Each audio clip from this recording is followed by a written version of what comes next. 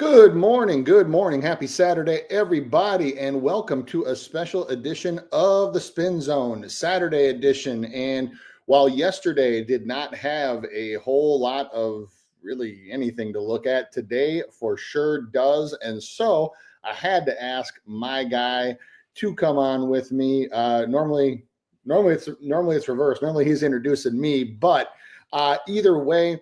This is the only person on earth that I talk in detail about K-props with and take advice from on K-props. So I wanted to welcome in Sharpie's Bets. How are you doing, my friend? Bro, you know how I'm doing just as well as you are right now, bro. Like seeing the board as well as ever. The few days I have lost, you've picked me up because I tail your bets. You're just as fire as right now. And let's just keep sticking to the script, bro. Like I'll take that Peterson loss on the fucking chin. It's a half unit. It's a shot. That's fine. There's days where you take your shots and you don't take your shots. Today's the day we got to drop some hammers. Oh, today's the day. Just like I was telling people yesterday, there were a few other ones in the late games that I had because I did give out Peterson that 13 play win streak that unfortunately came to an end. But you know what? If it comes to an end on a half unit play at plus money in that spot, I ain't even worried about it. I'm not even worried about it because today is a new day and there's a whole bunch of other spots. And that's probably what the biggest thing that I saw from yesterday is that there's spots to drop the hammer and then there's spots to just pack it in and leave it be. I've talked on this show, and I know I've talked on yours about how like the worst thing that you can do is just bet just to bet and just, well, you know what? It's not what I normally would do, but it's the best of the best today. So I guess I'll go ahead and play it. And sometimes it works, but oftentimes it does not. So I know that I only gave out just 2 half unit plays yesterday. Both of them were, one was at plus money, one was almost even money. So very, very light. But today is a different day and a different set of circumstances. So, anything else you wanted to add about yesterday from what you had? I know you didn't have much. I posted it all on Twitter. Like today, since I'm on your show, I'll actually post my bets once lineup comes out. You know me, bro. We got to have lineups. Unless I'm betting team totals. That's something that's just been money to me lately. I'm going to be adjusting my bet size. I'm going to keep the shots at $50 for the K props. I'm going to 100 on the freaking team totals. And the K props got to go up to $1.50 right now. It's time to adjust. We're seeing we track everything we bet. We're seeing what we're hitting, what's working, and like you said, it's hammer time, bro. Let's start Saturday. Let's do it. All right. Before we do that, a couple housekeeping items. This is brought to you on behalf of the Daily Bread Network on YouTube. If you haven't, please give it a subscribe. Please follow me at SpinDoc Sports. Follow Sharpie at Sharpie's Bets. Please give this a like, give it a share. Helps us get all of our stuff out there. I've said over and over again, if you follow me and you don't follow this man, we can't truly be friends because like I said, we talk daily. We talk on the regular, whether it be on the show or whether it be on the phone or text. And, I know you say this on your show, Sharpie, but on days when we do appear together, we don't compare notes. We don't talk beforehand. I personally like it because I think, and I know you do, it makes for better content. It makes for better back and forth. And I think that it's just a lot better than oh yeah, I agree. Oh yeah, I agree. Oh, what he said. It's so much better than that. So please give us the like, give us a follow. We do appreciate it. But real quick, I'll run through the chat and we'll get on to the business of the day. Roger, always with both of us. Good morning, and let's end the month strong indeed. Thank you for being here, and happy birthday. Happy birthday to Roger. Shout out to Roger. Let's get you some birthday cash, my friend. Slim, always with us. Good morning to you as well. And Sharpie, you should say this one. This is your tagline. Let's get to the motherfucking money. Let's do it. Adams Digest, 2 goats. Thank you, my friend. Welcome in. Zimmy, what's up, my guy? 13-1 run. Yes, it is. 13-1. And pushing it further today. Cookie Cam, welcome in. Today's going to be a great day. I appreciate that. Yes, it will. Godspeed KD, good morning. Loving this case on your birthday. Holy shit, we got 2 birthdays. Happy birthday to Roger. Happy birthday to KD. Let's get paid indeed. Flea, welcome in. Appreciate you being here. Chuck, what's up, my guy? Good morning. Welcome in. And Mario says good morning as well. And also, we're on the same show. They're about to be a day. That is correct. All right. So we will start off. We're going to go back and forth on this one. I got 3, Sharpie's got 2. There's a whole bunch of other guys to get to. So if we don't cover everything, please make sure to put it in the chat about who you want to hear. But the first one, I had to start with this one because both of us texted each other the exact same thing. Oh boy, what to do with Tarek Skubal, the lefty dominating, striking out guys at a 35% clip, walking guys at 2.7%. That's just gross. He gets the Royals at 4:10 Eastern time. Now, this line says 6.5 right now, but that's not what it opened at. It opened at a 5.5, and it opened at 5.5 on the sharp books. So with a 6.5, with a guy like Tarek Skubal, who is averaging damn near 10 strikeouts a game over his last 6, what do you do? Do you dare fade him? Did the books make a mistake, et cetera, et cetera? Okay, here's where I'm at with Skubal. As we know, Skubal operates and lives in the zone, 56.8%. It's one of the highest rates among all pitchers going today, and he does dominate there, allowing an absolutely absurd 70.8% zone contact. That is almost 12% under pitcher average. It's just gross. He does it with 2 primary pitches, the 4-seamer and the changeup. His changeup is just absolutely nasty this year, especially when your fastball comes in at 100 and your changeup comes in at like 88. And has a different spin pattern. It's so hard to hit. Now, with that zone contact and zone rate, that is what I look for a lot when I'm looking at Skubal. And it does so happen, now this could be part of it, that we do have a Royals team who actually matches up very well with Tarek Skubal. So the line is set how it is for a reason. Number 1 is in the projected lineup for the Royals, which is 1 lefty and 8 righties. There's only 1 guy, which is Blanco, who's in the 8 hole, that has under league average in zone contact. The other piece here is that all of these guys, with the exception of 3, Garcia, Kanha, and India, all swing above league average in the zone and do make contact. Number 4 is that most of them, or actually almost all of them, with the exception again of Blanco, do make contact not only to 4-seam fastballs, which can be an out pitch for Skubal, which is the case when you can run it up over 100, and they also make contact to heat. So against this projected lineup, Skubal does have a 30.3% strikeout rate and 132 plate appearances. However, it is very top and bottom heavy. So what I mean is at the bottom of the lineup, you have Blanco and Freeman. You have 9 strikeouts in 23 plate appearances. It's almost a 40% K rate between those two. He's gotten Mikhail Garcia 8 of 19 times. Then you look at the rest of the lineup, and it's not as rosy. Kanha 0 for 9, Pascantino 2 for 13, Bobby Witt 6 for 28, and even Salvi Perez, who you would think would be a strikeout candidate, 11 of 33, not the worst in the world. Salvi has actually seen Skubal quite well over the years. So I get why this line is set the way that it is.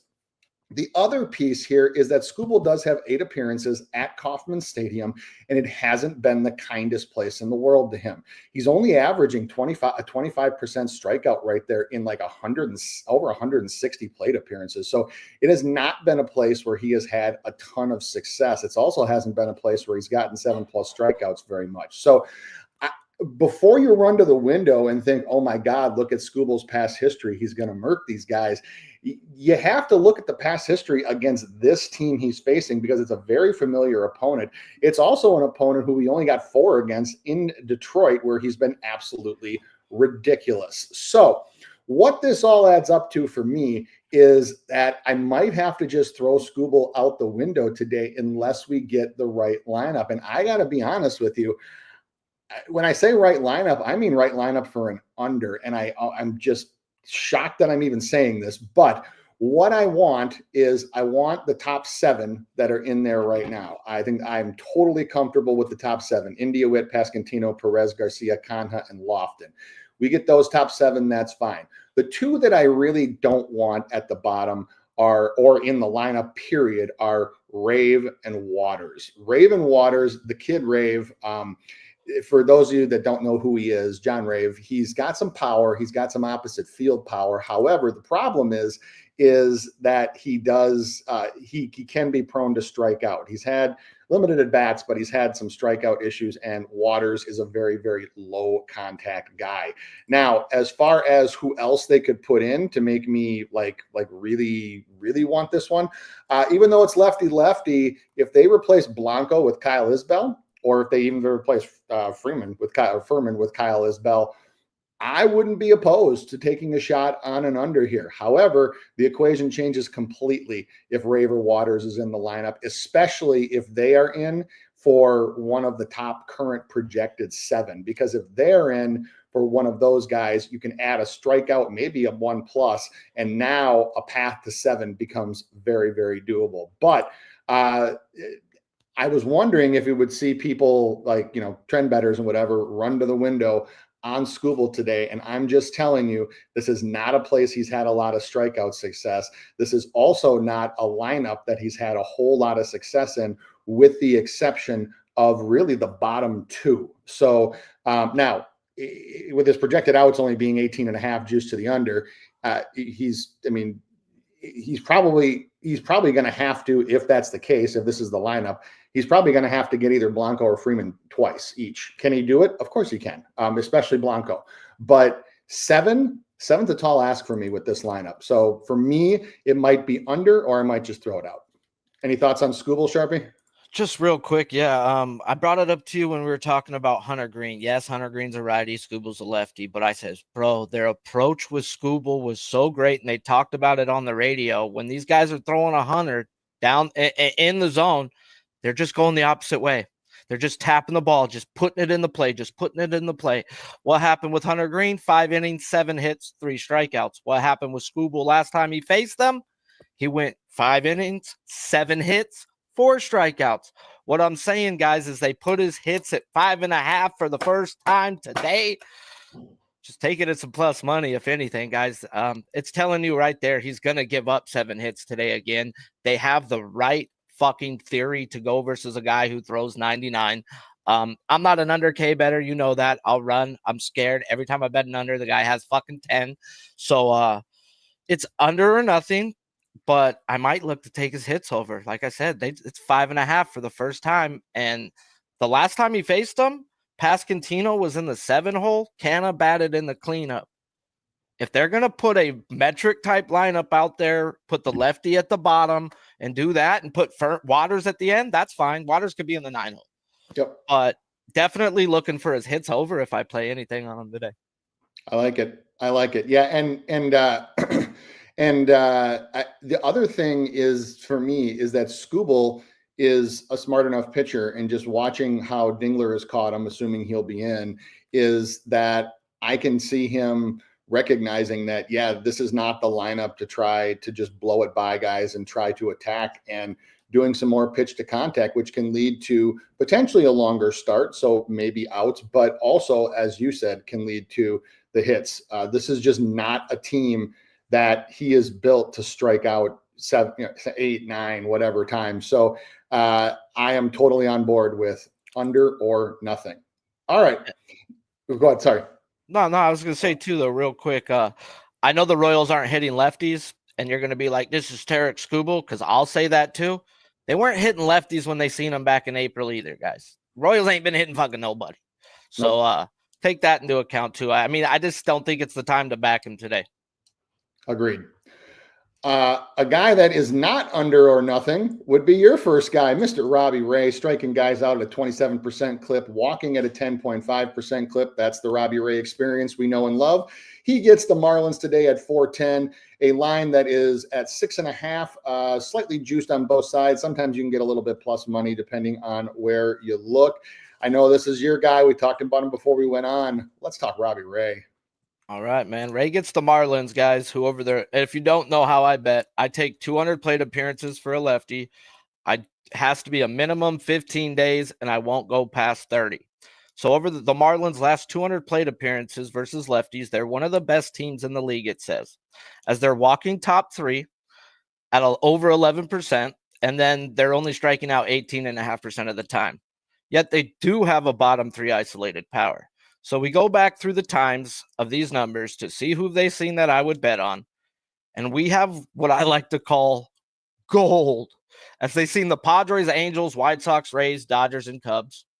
All who don't have a dominant lefty, at least not on the IL, is Snell, and Shota has been on the IL for both of the Cubs and Dodgers. And then they had a series versus the A's. So all in all, they ain't seen no one that I would go bet a K prop on in that time span, as it does go back 30 days. And now they get Robbie fucking Ray. Well, Ray has been a gold mine, and like Luzardo guys that I'm going to talk about later, they have some of the better chase contact in the league. So I use chase. If you're going to chase versus their type of chase contact, good fucking luck. As when Robbie Ray has seen a lineup this year of 6 of the 9 or more that chase, he is 4-0 to the over, averaging 8 strikeouts a game.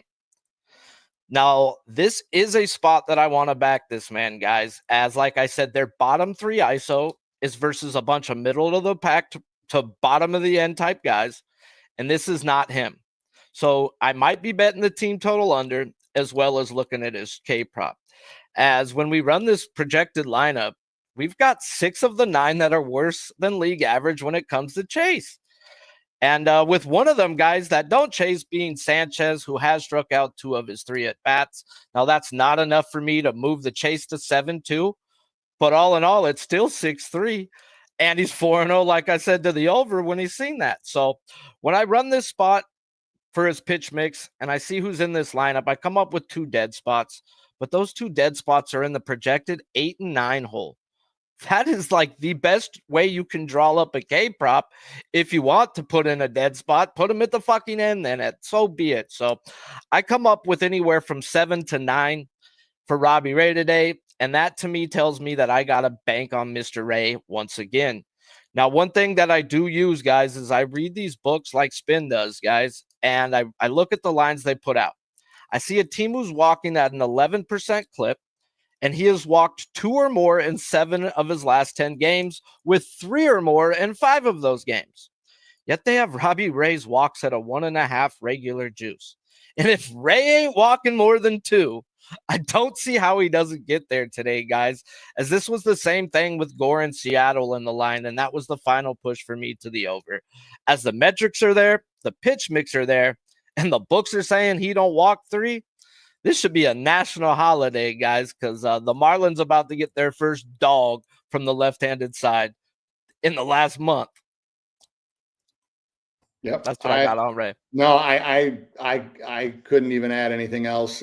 This is by far over or nothing. This is also one of my favorite potential over spots as well, for all the reasons you mentioned, and the walks, as my guy said, is really the key for Ray, because I mentioned how his season numbers were Robbie Ray experience-esque. It's play on the Blake Snell experience, and we see it with Blake Snell when he was healthy and when he was pitching, is that normally you'd see his walks at 2.5, normally juiced like pretty even on both sides, lightly juiced on one side or the other. And then all of a sudden, every now and then, the same thing with Ray today, you'd get down at a 1.5. And then what that meant is good night, good night, good night. That's almost always what it meant for a pitcher like Blake Snell, because I follow Blake Snell a lot, and Robbie Ray has a lot of the same tendencies as Blake Snell does. Facts. So. And the Robbie Ray experience is definitely what it's called. Like I cannot watch the games that he's in now. I just bet it, and I'll look at the scorecard later on, because I've been there, guys. 45 pitches, 2 strikeouts. I'm dead. But like I say, I pick the guys that I like to bet, because I bet guys who strike people out. And at any given time, you need the side struck out to get back in order, bro. Robbie Ray can do that for you. So, yeah, he don't walk more than 2 today, bro. This is another fucking Robbie Ray to the bank account. Yep. All right. Next up, speaking of another under or over or nothing, or you can't bet an under. Yeah, sorry about that. Kodai Senga, the righty, gets the Rockies, the strikeout kings of MLB, 22.8% K rate for the year, 11.4% walk rate. The line is set at a sky high for Kodai Senga. This is Rockies tax +1, 7.5, and an under at -135. All right. So there are several discernible differences to the stuff that Senga brings to the table versus what David Peterson brought last night. And the biggest thing for me that I look at, and which has me potentially salivating at this one as well, is the chase. Because Senga, his walk rate is indicative of how much time he spends in the zone. This is what happens when you throw a whole bunch of breaking, when you don't have a dominating fastball, you have a good fastball, but you throw a ton of breaking balls that can just drop out of the zone. Especially the ghost fork, which is his main out pitch, sweeper slider, all of these can run outside of the zone. And he is in the zone at 46.2%, which is under pitcher average. Now, for teams that take and for teams that can be patient and work walks, Senga can pitch himself out of games. He's done it multiple times this year. The Colorado Rockies are the antithesis of that. They're the opposite of that because, oh my goodness, do these guys not take. Of the projected lineup, which is 3 lefties and 6 righties, there is one guy, McMahon, who has a horrible strikeout percentage against lefties and a horrible mix of contact metrics that doesn't chase at or above league average. The other thing is in the rest of the lineup, Tovar, Goodman, Estrada, Moyniak, all 4 of them chase well above league average, and only one, which is Estrada, makes contact above league average when they chase. This is a lineup, if this is who they run, that is just custom made for Senga to absolutely torch. The reason being, as I mentioned, is that chase contact, because 7 of 9 overall are below league average in making chase contact. The only 2 that are above are Arcia, who's in the 9 hole, and this is like what my guy just talked about. If you're going to have one of those, have in the 9 hole is the best possible spot. And Estrada, who just joined the team, and so I had to use career numbers for him. But every single one of these guys chase. And if you're going to chase against this man, especially when you go back and look at all of the pitches that they've seen, and very few of them have seen anything like what this ghost fork is going to be. Now, when you get used to it, or when you have history behind it, or when you're seeing it, the ghost fork can be relatively easy to avoid because of the way that it comes to the plate. If you haven't seen it, or if you're not a disciplined hitter, it looks like a fastball coming in and then just straight down. And there's just so many whiffs that this pitch can generate. Even comparable pitches that I found for this Rockies team, because most of them have almost no history against a true forkball, is that I could find at least half this lineup that had a whiff percentage over 50%. So you add all that up, and even when he does go in the zone, then we still have 6 of the projected 9 that are below league average in zone contact. But really, guys, for me, it's the chase. When every single hitter, with the exception of one who has one of the worst contact metrics, actually the second worst contact metrics of anybody in this lineup today, when all of the rest of them chase, if you're going to chase against this guy, and his history so far this year shows it, is that you're going to strike out. Because when you're swinging at stuff outside of the strike zone, that is where this man eats. So, I mean, it's the Rockies, so it's over or nothing anyway. But the fact that he hasn't been higher than a 6.5 all season. Last time he hit 7 against Pittsburgh at home. But for a guy that's only averaging 5.2 Ks per game, and for a guy that hasn't hit more than 6 twice since opening day. He's hit 6 twice since opening day to get a Rockies tax, which would be up to 6.5, which is what is average +1, and then Rockies tax +1. Normally, pitchers that get Rockies tax +1 torch them. Anything else about Senga? Oh, you're on mute. On mute. I'm over here fucking chirp, chirp, chirp, chirp, chirp on mute. But one real quick couple things about Senga. Senga at home, where he's at today. It's the DeGrom effect. This is the first time I ever heard about it. It was like 4 or 5 years ago. DeGrom talking about the home electricity he gets from the crowd. As most places on 2 strikes stand up and cheer for death. And Senga's one of those guys who likes to give them death, as his strikeout percentage at home is 7% better than on the road through his career, and he's at home. I've literally cross-checked every metric with Senga on all of his lineups, and I can't find a fucking metric that tells when to play, when to bet, as he's seen Chase almost every fucking day. He ain't hit. He's seen freaking zone contact, bad zone contact. It's just coin flip, coin flip, coin flip. You know what hasn't been a coin flip? Reading what the fucking books do with Senga. They juiced him out to a 5.5 versus the D-backs. He hit the over. They dropped him to a 4.5 versus the D-backs. He went under. They juiced him to a 6.5 versus the Pirates team, striking out at a 19% clip, and he went over.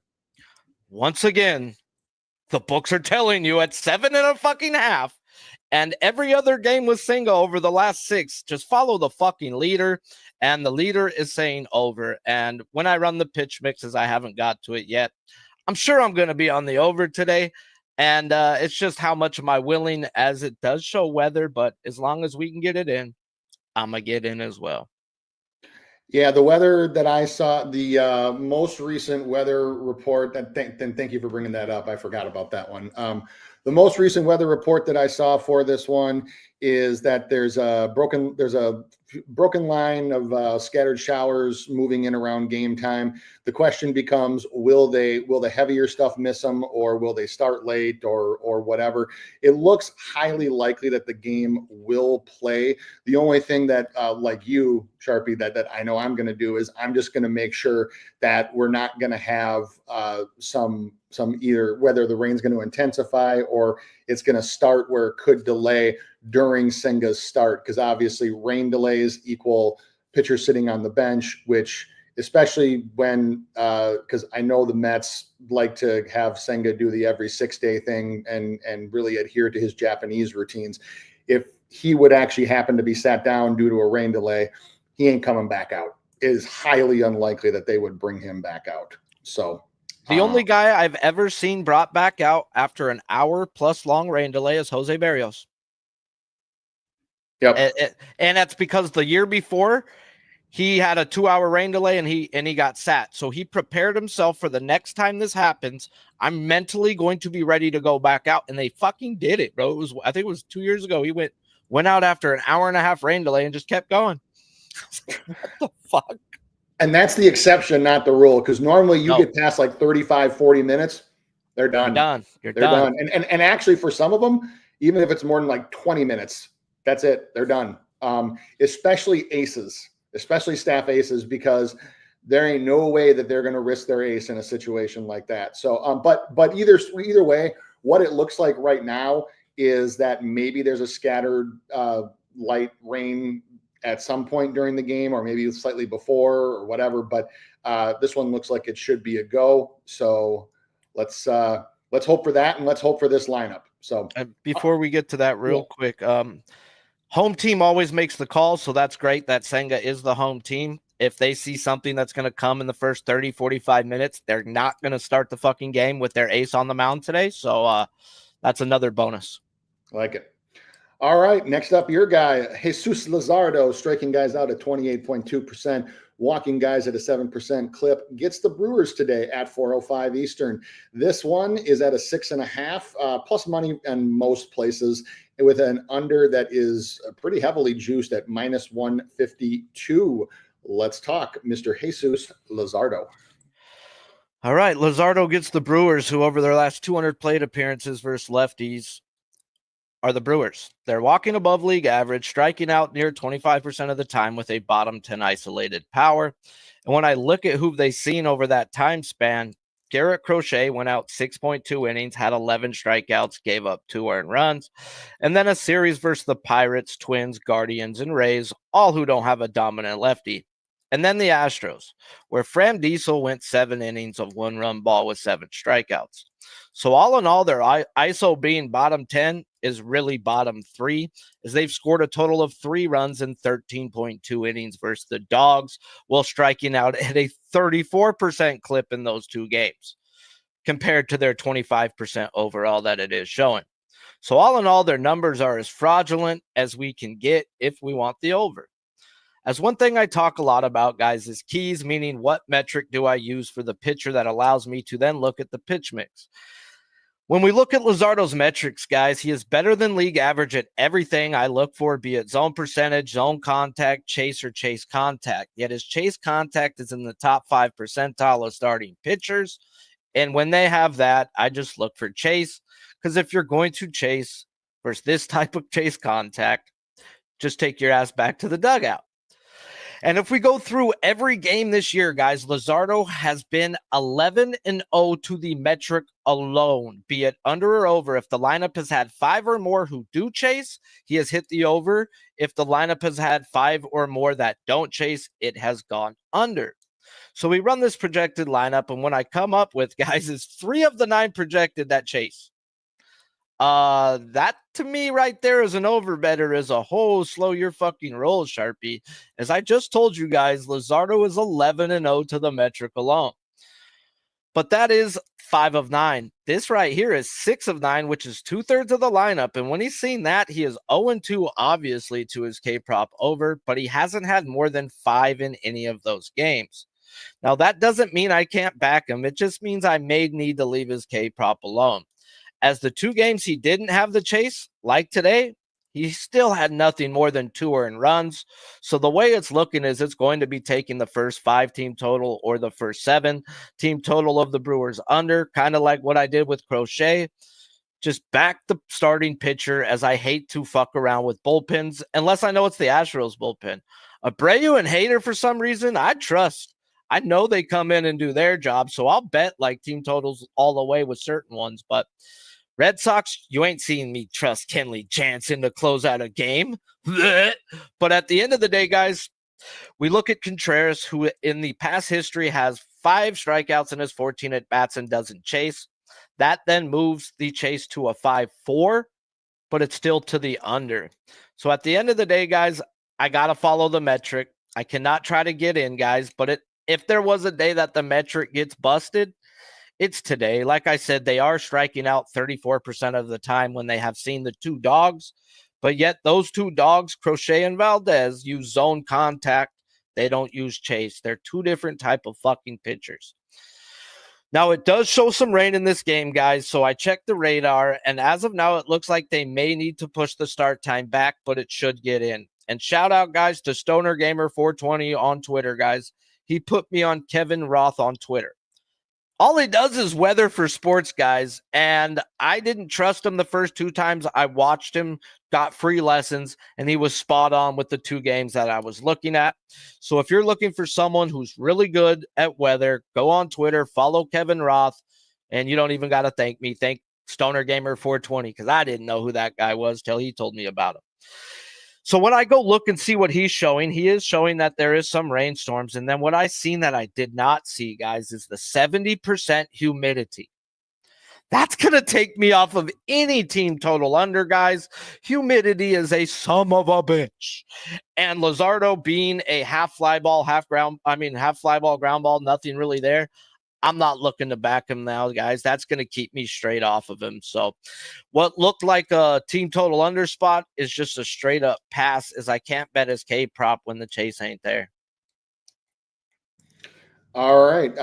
It's so funny because, as I said, we don't talk before we do shows on purpose. And literally the first thing that I have written down in like all caps is in underlined is they don't chase, because I see the same thing you do. The only one that chases way above league average that's in the projected is Chorio. Ortiz is above league average. Yelich and Terang are right about average, and then everybody else, nobody else chases. Especially for me, which would make it tough for me to get on and over here, would be that the two potential dead spots anyway with Frelick and Durbin, the two highest contact guys that the Brewers have, neither one of them chase. And both of them have elite low whiff percentages to the sweeper, which has been Luzardo's main out pitch. So you put those two guys in, then not only are they probably not going to strike out, but they're also probably going to take potentially a lot of pitches. And then you start thinking, can he really get 7 from the entire rest of this lineup?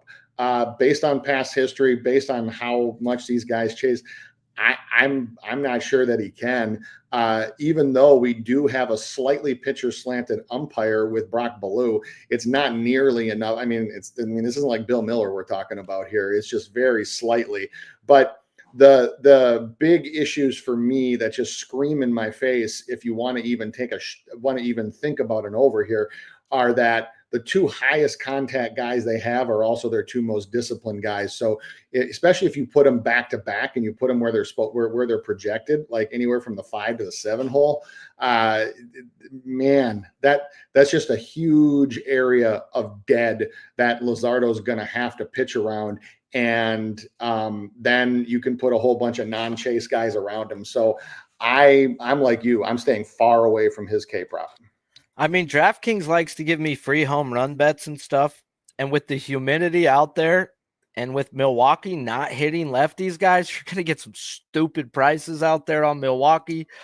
And one thing I've learned is I listen to the radio on every pitcher I bet. I like to switch to the home cast because they're going to talk about their players. If you're on the freaking away cast, they're going to talk about the batting. They're not there to talk about the other side pitcher. So I'll switch to the pitching side. And what I've learned with Luzardo through these Phillies announcers, guys, is when he misses, it's dead fucking center of the plate. It's not missing way out. No, he is missing dead center fastballs. And I mean, they are major league hitters. At the prices you're going to get today, bro, I might throw some money on Churro. He might strike out. He might strike out fucking twice. I'm not an under better, so I'm not going to bet it under. But I think there is some runs in this game. Yep. I like it. All right. Last pitcher we're going to talk about, and for anybody in here, we'll run through other looks and stuff today, but is anybody that we're not talking about that you want to just get a quick take on, please put it in the chat. But we will close with Mr. Dylan Cease. Mr. Dylan Cease, striking guys out at 29.1%, walking them at 8.1. He gets the Pirates at home tonight. This line did not open at a 7.5. This line actually opened at a 6.5, and it opened at a 6.5. It's somewhat reasonable juice, and some books only like minus 135, minus 140. It's gone up to 7.5 now with a juiced under. So with Dylan Cease, just like several other pitchers, I kind of like Luzardo too, is that it's got to be chase. The chase has got to be there for me to want to get in. And the reason why that is because Cease does spend 45.7% of his time in the zone, which is one of the lowest among all starting pitchers today.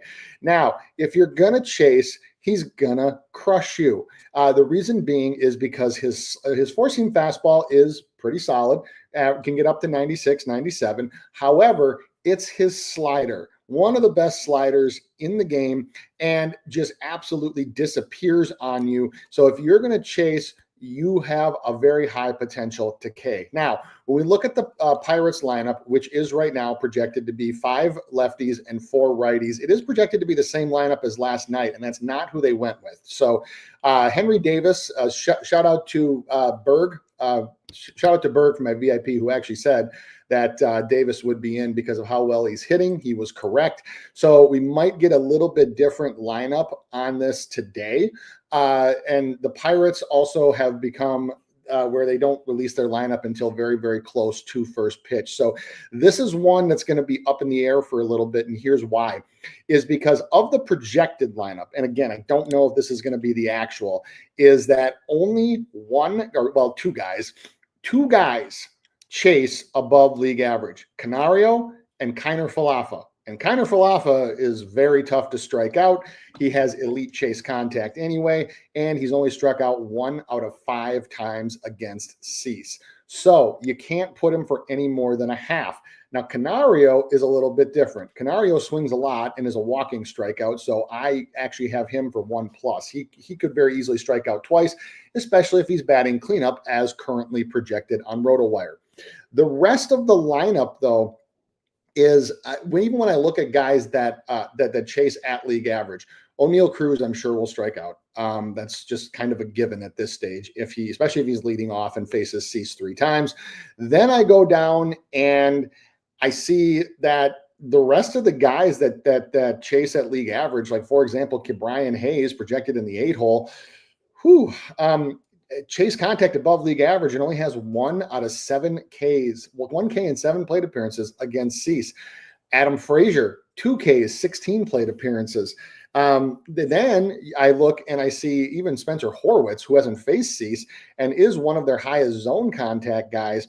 He does have below average chase contact, so you can put him for 1. So really, what I'm saying is I'm going up here and I'm coming up with 6.5. I'm coming up with 7. Based on how this lineup is organized right now, I'm not sure that I'm coming up with 8. That said, Cease has had some dominating performances at home. However, some of his performances have been against guys who chase. And for him to hit a prop like this, so you have, for example, the Angels, who have ample guys who chase. You have, he hit it, but the Blue Jays, he hit 6. You have ample guys who chase. Then a couple other ones, the Braves have more than a few guys who chase. There have only been a few teams that don't chase that he's had a decent level of success against. Now, don't get me wrong. I'm not sure that I'm going to I don't think I can be on an under here. This is an over or nothing. I wanted the over when I looked at it last night. I wanted the over when I woke up, when I really broke it down before we went on. I didn't get so sure about it. This is really going to be lineup dependent, because if you're only going to give me 2 guys who chase and one of them being Kiner Falefa, 8 is a massive, massive bar for someone like Dylan Cease to clear. Any other thoughts on Cease? You said it for me, and I'm glad. We don't talk beforehand, but the fact that you said you wanted is over when the team doesn't chase. I was like, bro, do you not remember the last time they played? You wanted the over, and I was like, the chase, and we ended up not betting it. He didn't fucking come close. If there's a day that he gets it versus a non-chase lineup, it's going to be fucking today. And it's for the reasons you talked about back then. If he's anywhere near the zone, that slider, bro, is a deadly pitch, and that's a pitch that the Pirates have problems with. There's multiple guys that you could run through this lineup where if you're near the zone with that pitch, you're going to get them. It's just the chase factor, guys. And when you've looked at freaking Cease this year, when the chase has said no, he's 2-1 to the over. Like, what? Even in the games where the chase has said no, he's still the one being the Pirates game where he didn't hit it that game. He's seen a Cleveland lineup. 7 guys didn't chase. He still hit the over in that one, guys. So there was another spot that the Yankees game. It said under, guys, and he went out and fucking torched them. Yep. Dylan Cease is in that role right now, bro. If he is fucking dog handling, if he's going to be near the zone, it's over or nothing, even when the chase isn't there, guys. So the books are telling me they're not relying on the chase today. Where last time he was there, it was a 6.5, minus 120 to the over, plus money to the under. And now it's a 7.5. Like you said, it's either over or nothing. Yep. I'm especially not paying minus 152 or minus 158 or whatever it is for an under for the Pirates on the road against a guy like Cease. There's just only bad can come of that, and very little good can. So, all right, those are the ones that we wanted to talk about today. Wanted to just get into some other looks. We do have a couple of questions. Birthday guy Roger asks, Cabrera at home is a beautiful thing, right? Is he? Me personally, if I'm looking for Cabrera, let me pull up his shit. Cabrera's at the back. Okay. I strictly look for zone contact and chase being a freaking bonus. And we're talking the Giants. So it's gonna be lined up dependent, but I know a lot of them dudes are decent at zone contact, but it's gonna come down to, is the zone contact there for me if I take the over? Yep. Yeah, I'm iffy on Cabrera. I think that the line is probably set pretty correctly. There are a few guys that they could either put in or not put in that might make me change my mind for the reasons that you said. But right now, I think it's probably a 50-50 shot with the projected if he gets 6. All right. Godspeed KD says Slade wasn't the best first couple years in Arizona, but he's been getting some Ks with the Guardians, and he gets a golden matchup today against the Angels. I know he's not one of your guys, Sharpie, but really my advice in general is if it's the Angels, it's over or nothing. That's pretty much it. And then Kid Keon asks thoughts on Lodolo and Sonny Gray. Any thoughts on them? Sonny Gray, no. Lodolo, at least they put the line where it should be. He was 4.5 last week when he faced the Cubs. He's 4.5 again. So the books aren't giving us a story there. Last week it was 5-4 zone contact to the over, and the way the line was placed, I was like, he can get 5. And he went out there and hit his over, but I'm not looking to bet Lodolo unless I get 6-3 in favor of him for the zone contact. He's cashed every fucking time I've waited for that, and I'll just wait. I'll wait my turn. Yeah. I'm getting very gun shy about taking lower numbers. When I mean lower numbers, I mean 4.5. This is from an under perspective, 4.5 or less with this normal lineup that the Cubs run out, even though their overall team numbers look golden at 18.5% against lefties.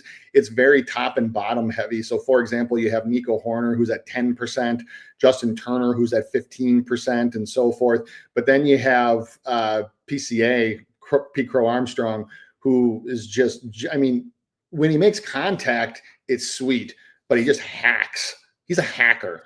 27.2%. Hap, who leads off, is at 27.7%. So you have a very top and bottom heavy lineup. And for numbers like 3.5 and 4.5, even at home, that makes it really, really hard for me because you get a guy like Crow Armstrong or like Hap who Ks twice. And the reason why I say that is Crow Armstrong is K'd 2 out of 6 times against Lodolo, and Hap, and actually Dansby Swanson too. Dansby Swanson's K'd 5 out of 12 times. So you get one of those guys to K twice and he gets the other one. That's 3 strikeouts. And then now you only have 1 to play with across the other 7 guys across, probably what it would amount to about 75 to 80 pitches. That's a big ask. So now that said, there are a whole bunch of other guys in this lineup like Suzuki, like Nico Horner. So Suzuki and Horner combined have struck out 3 out of 32 times. You add Justin Turner and a few other ones in, it's like 3 of 40 something times. So it's the problem that I always have with the Cubs with 4.5 or less is that margin for error is so small. And when Crow Armstrong, Swanson, and to a degree Hap, when all 3 of them are in, which they're part of the everyday lineup, is that all 3 of them can get a K at any point. So when you're at a 4.5, that's 3. Now you're asking basically the rest of the lineup to not strike out at all. That's my problem with that. Sonny Gray, it's interesting with Sonny Gray because I actually did run him in that. He's got extremely poor history against this Rangers team. 5 Ks in 50 plate appearances, but they put him up to a 6.5. So I need to dig a little bit on that one, especially when he's on the road at Texas, because there are a few guys who by the contact numbers say that they'll K, like, for example, Jake Berger, but Berger's 0 for 6.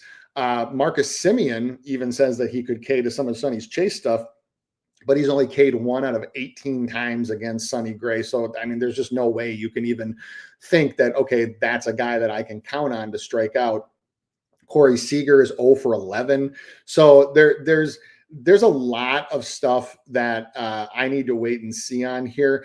I'm just based on where the line was set. I'm wondering if the projected, which is their normal lineup, is actually going to be what they run out there. Because if it is, it's weird that they would set him and jack his line up to a 6.5 when he's got against this projected lineup 5Ks in 50 plate appearances, which is ungodly low. Roger says you mentioned Patrick Corbin Day. I did. Fade Patrick Corbin Day might be the answer here. However, they put him at a 4.5. They put him at a bettable 4.5 too. And Sharpie, you had told me something about when Patrick Corbin is a favorite. Man, he wins, bro. Everybody looks to fade this guy, bro. I mean, Patrick Corbin this year is nothing but money. I mean, don't forget, I know he was a bum. Do not forget, though, he's got a nasty slider, guys. The guy's been in the league forever, and he's just throwing more strikes. So not saying I'm backing Corbin, but if you've been fading Corbin, you're out of a lot of money right now. And when they've put him as a favorite this year, he's 2-0. Yeah, he is a dog today. He's a slight dog today. I will say that, but still, he's probably a guy that I'm probably just gonna. He's a slight dog when 70% of the money is on him to fucking crumble. Yep. And it's like, dude, you keep going to the well and burning yourselves, bro. Like first time, fuck me. Yep. You know, no, like, dude, you keep going back, bro. What are you doing? Yep. But for me, fading pitchers has never worked. That's why I don't like taking unders. When I try to fade them, they have a career day, and then I just laugh. All right. Other looks, just for me, as those who watch know, I only like to look from a money line perspective at plus money ones. One plus money one that I think has some value is the White Sox. And before you think, oh, it's the White Sox, it's against Baltimore. So one shit team against another. Plus 150 does have some value to me, even though it's there was another one I think. No, actually that might be the only money line that I think of.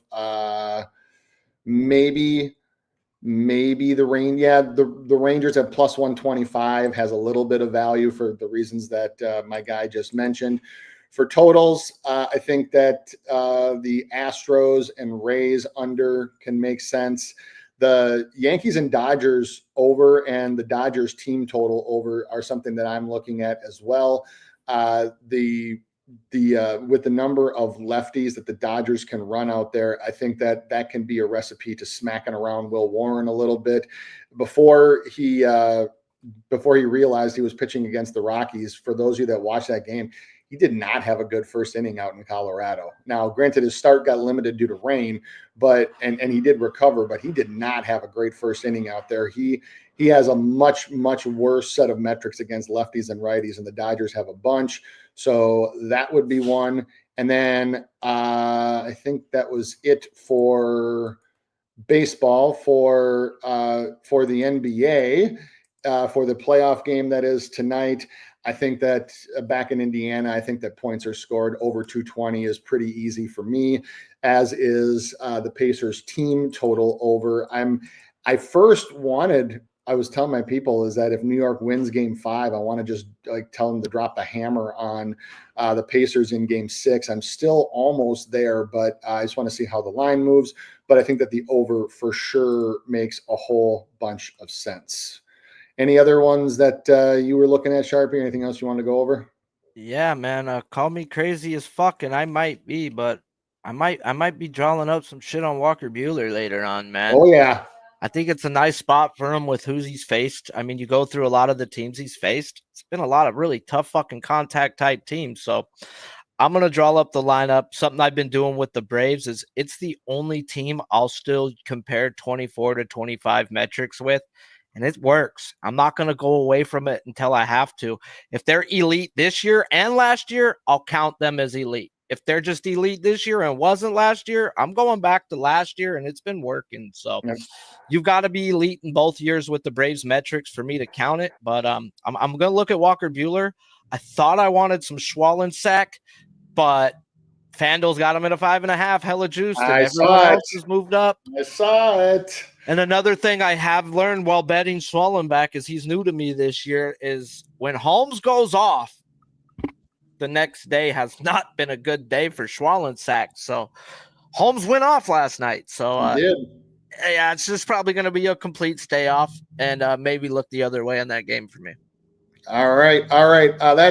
That is going to do it, I think, for us today. Sharpie, my guy, thank you so much for being here, for coming on. Why don't you tell the people what you got going and where they can find you? Appreciate you, bro, for having me. If you don't know, I'm at Sharpie's Bets on Twitter and the Odds Bunch on YouTube. I will post my bets today because I'm on a show, and tail or fade, but we've been hot, so I wouldn't fade it too much. Indeed. All right. If you haven't yet, please give this a like. Please give it a share. Please follow at Sharpie's Bets, at Spin Doc Sports, and subscribe to the Daily Bread Network. We do appreciate it. One last run through the chat. Thank you to everybody who was here. Thank you, and happy birthday again, Roger. Thank you, Slim, Adams Digest, Zimmy, Cam, Godspeed KD, Flea, Chuck, Mario. I think there was one more birthday. Oh, yeah. Godspeed KD. Happy birthday to you as well. Kid Keon, Ricky, Bobby, Eric, Cedric, Okie. Go get them. Thank you for being here. I think, did I get every Mom Who Bets always with us? Thank you. Thank you. And Mr. Heat is also in the building. So thank you for being here as well. Thank you, everybody. Appreciate y'all. Best of luck with all of your action today. No show tomorrow. Back on Monday with more free analysis, more free winners. We out.